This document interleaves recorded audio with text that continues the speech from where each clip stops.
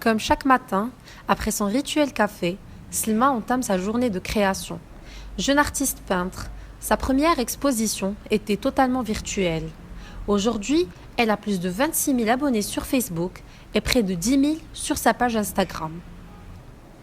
L'accès à l'art ne semble plus se dérouler exclusivement à travers les circuits traditionnels.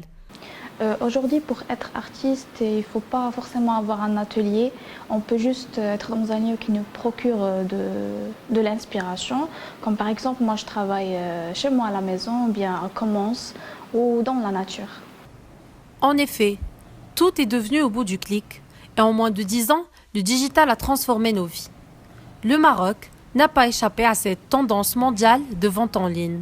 J'ai voulu partager ma passion sur Internet en faisant des lives sur les groupes de filles. Ces dernières m'ont encouragée à créer ma propre page, ainsi ma chaîne YouTube étant artiste vlogueuse en partageant un contenu 100% art. Exposer, acheter ou vendre en ligne une œuvre d'art est désormais possible. Des jeunes entrepreneurs ont saisi l'occasion, parmi eux Soukeina, fondatrice d'El-Fahd Gallery. Pour elle, aujourd'hui, l'exposition en ligne est même meilleure.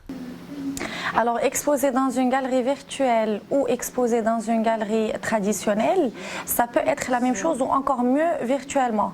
Car virtuellement, on touche un plus grand nombre de personnes, un plus grand public, un plus large. Or qu'une galerie physique, si on n'invite pas la personne à venir vers nous, on n'a pas ce passage et ce résultat qu'on espère étant virtuel. Actuellement, les médias sociaux représentent a priori des instruments essentiels de visibilité pour les artistes. Ils ont permis à Slma de se faire repérer et réaliser plusieurs collaborations.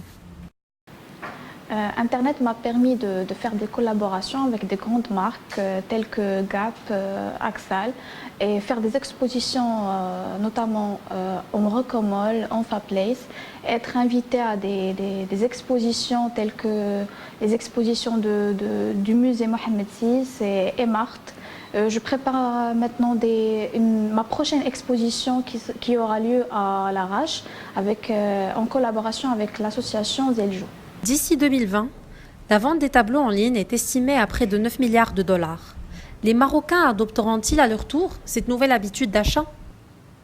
On a tout ce qu'il faut sur notre page. On peut agrandir, on peut rétrécir. On a les couleurs, on a les détails, les dimensions. C'est pas comme si on achète un tissu, on a besoin de toucher. Donc de toute la manière, c'est pareil. C'est le but. À l'étranger, ça marche très bien. Et aujourd'hui, on essaie de le placer au Maroc.